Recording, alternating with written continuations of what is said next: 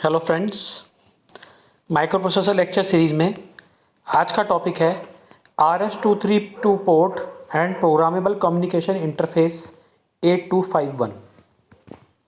अगर आपने इस चैनल को सब्सक्राइब ना किया हो तो आप इस चैनल को सब्सक्राइब कर लें, जिससे कि आपको माइक्रो प्रोसेसर लेक्चर सीरीज़ के आने वाले सभी लेक्चर्स का अपडेट टाइमली मिलता रहे। So, what is serial input output using RS-232? RS-232 is used for serial data transfer and commonly said to be a serial input output connector. RS-232 port आप सभी ने देखा है, अभी मैं आपको आगे वाली स्लाइड में उसे दिखाऊंगा। इसका उपयोग सीरियल डाटा ट्रांसफ़र के लिए होता है। जैसे कि अगर कोई बिट है 111111, तो अगर मुझे इसे ट्रांसफ़र करना है तो दो तरीके हैं। या तो मैं इस पूरी बिट को एक साथ ट्रांसफ़र कर दूं, जैसे ही मैंने 11111 ट्रांसफ़र किया तो दूसरे एंड पे एक साथ ही ये सारी बिट अपीयर हो जाएंगी। या फिर एक तरीका है कि 11111 को मैं 1 बाय 1 यहाँ से ट्रांसमीटर एंड से भेजूँ और रिसीवर एंड पे 1 बाय 1 मैं उसको रिसीव करूँ, और फिर उसके बाद उसको फिर मैं एक पैरेलल फॉर्म में, एक वर्ड के फॉर्म में उसे कन्वर्ट कर लूँ। तो RS-232 पोर्ट जो होता है बेसिकली हमारा, इसका काम सीरियल डाटा ट्रांसफ़र के लिए होता है। 1 बाय 1 बिट को ट्रांसफ़र करता है ये, और बाद में उसे वर्ड की फॉर्म में चेंज कर देता है। The signal is divided into 4 groups. 4 group में सिग्नल डिवाइड किया गया है: data signal, control signal, timing signal and ground. The data signal is transmitted as a voltage. जो डाटा ट्रांसमिट होता है वो वोल्टेज की फॉर्म में ट्रांसमिट होता है। The rate of data transmission in RS-232 is restricted to a maximum of 20 K band and a distance of 50 feet। तो ये इसका जो है रिस्ट्रिक्टेड एरिया है जिसमें कि आपका डाटा ट्रांसमिट हो सकता है 50 feet. For the data signal, logic 0 is voltage from +3 to +15 volt. यानी कि अगर हम लॉजिक 0 बोल रहे हैं, इसका मतलब कि +3 और +15 वोल्ट के बीच में आपका सिग्नल रहेगा।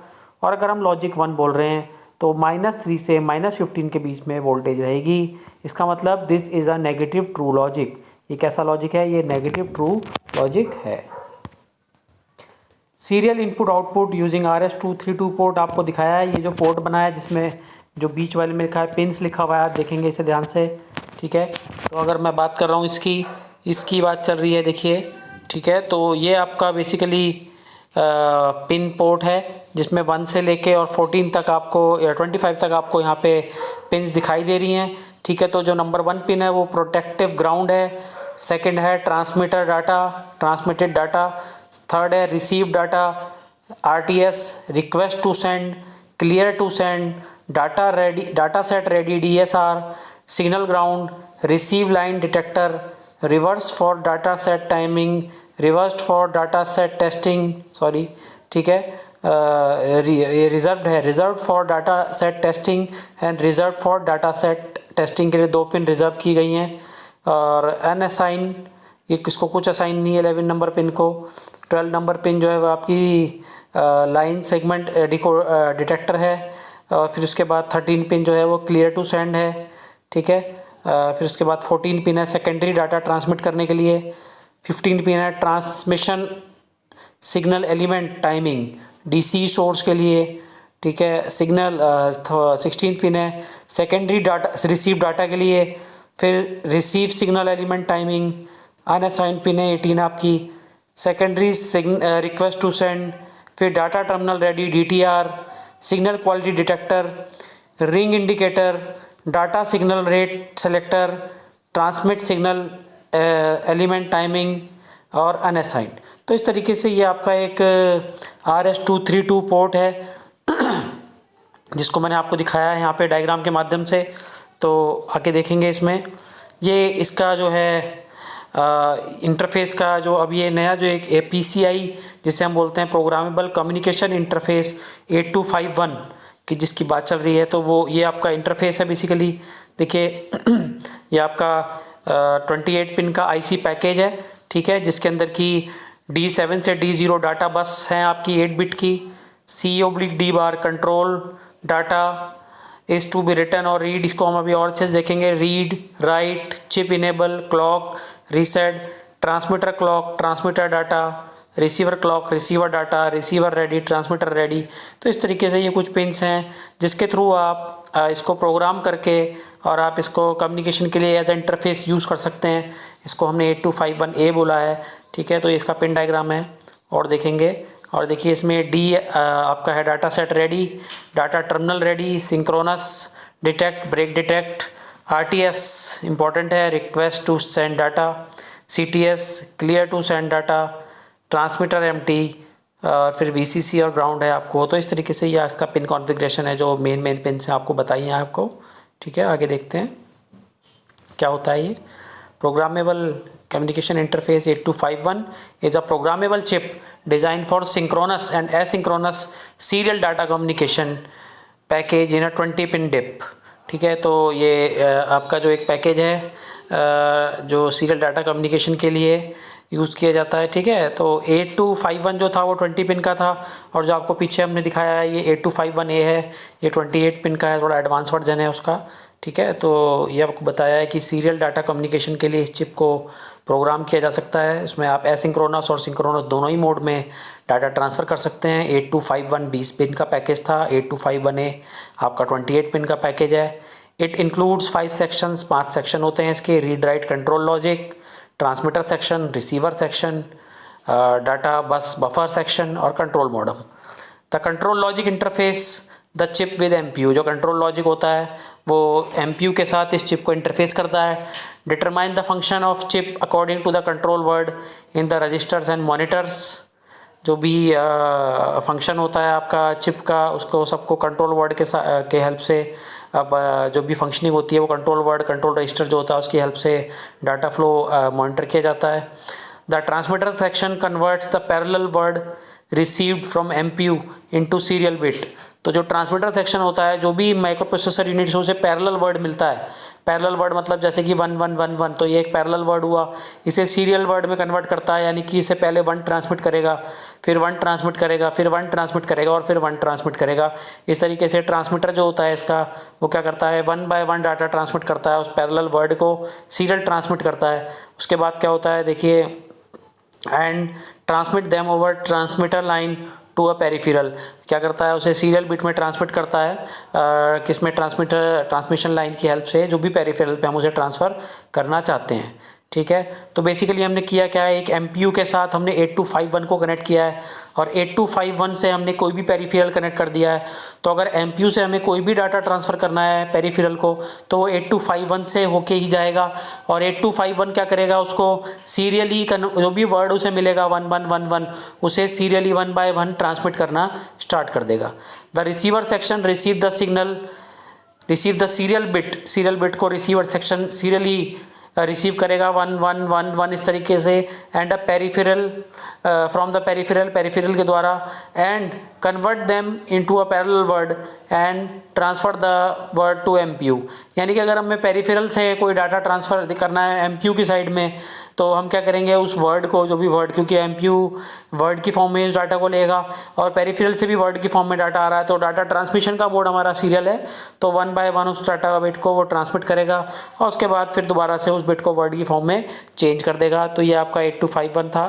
देखेंगे कि किस तरीके से इसमें काम होता है। इसका देखिए ब्लॉक डायग्राम है बेसिकली, ठीक है। तो आप देखिए इसमें ट्रांसमिट, आप राइट साइड में देखिए ट्रांसमिट बफर, ठीक है। फिर ट्रांसमिट कंट्रोल में आप देखिए सिग्नल्स हैं, इसके बारे में बताएंगे भी आपको।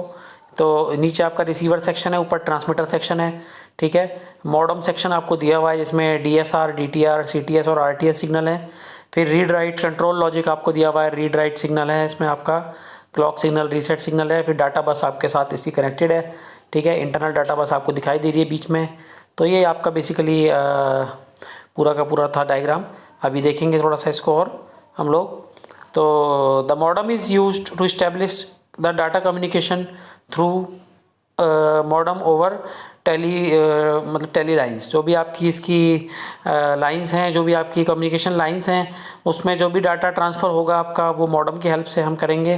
Let us examine the pin को एग्जामिन करें। अगर चिप चिप सेलेक्ट जब लो होगी, जब चिप सेलेक्ट पिन, क्योंकि बार लगा हुआ है, जब चिप सेलेक्ट पिन लो होगी तो क्या होगा, 8251 is selected bye MPU for communication. Micro processor unit 8251 chip को सेलेक्ट कर लेगा कम्युनिकेशन के लिए, ठीक है।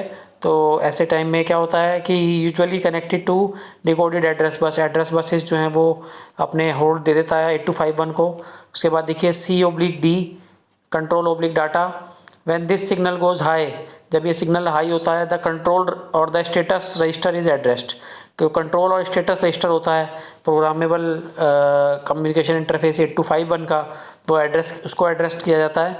और जब ये लो होता है तो उस समय डाटा बफर को एड्रेस किया जाता है, ठीक है।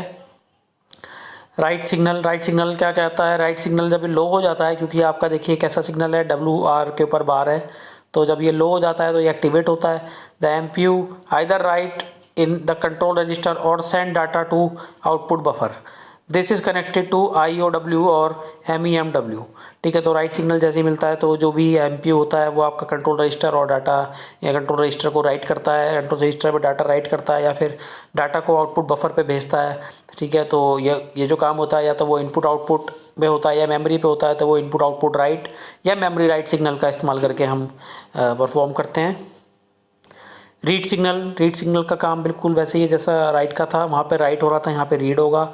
जब सिग्नल लो होगा तो एमपीयू जो है वो रीड करेगा status from the status register, status register से वो जो भी डाटा होगा उसे रीड करेगा, और accept data from data buffer, या फिर डाटा बफर से डाटा को जो है वो एक्सेप्ट करेगा, ठीक है। और ये सब कब होता है, ये सब किसकी हेल्प से होता है, IOR और MEMR की हेल्प से होता है। कि आपको डाटा इनपुट आउटपुट से रीड करना है कि मेमोरी से रीड करना है, वो कौन बताएगा आपको, input output read and memory read. उसके बाद रीसेट दिख रहा है आपको, reset when this pin goes high, input resets 8251 को रीसेट कर देता है जब ये पिन हाई होती है। Clock, the clock, this clock input usually connected to the system clock, system clock से कनेक्ट होती है ये।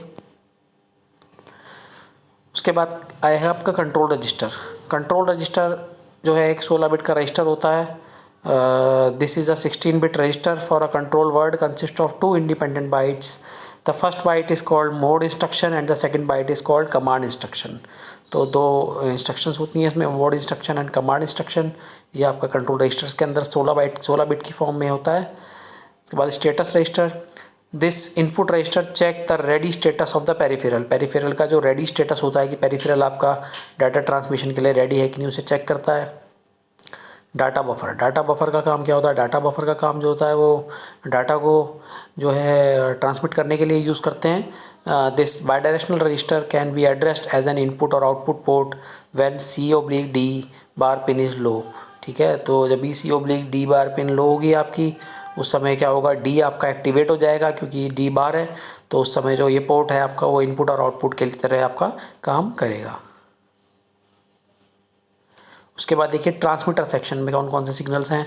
TXT है आपका ट्रांसमिट डाटा, इसका काम होता है सीरियल डाटा ट्रांसमिट करता है। TXC ट्रांसमीटर क्लॉक, ठीक है, इसका काम क्या होता है, UART जो होता है आपका the input signal control the rate at which bits are transmitted by UART, UART से जो भी आपके बिट ट्रांसमिट होती हैं उसके रेट को कंट्रोल करता है। ये काम है आपका ट्रांसमीटर क्लॉक का।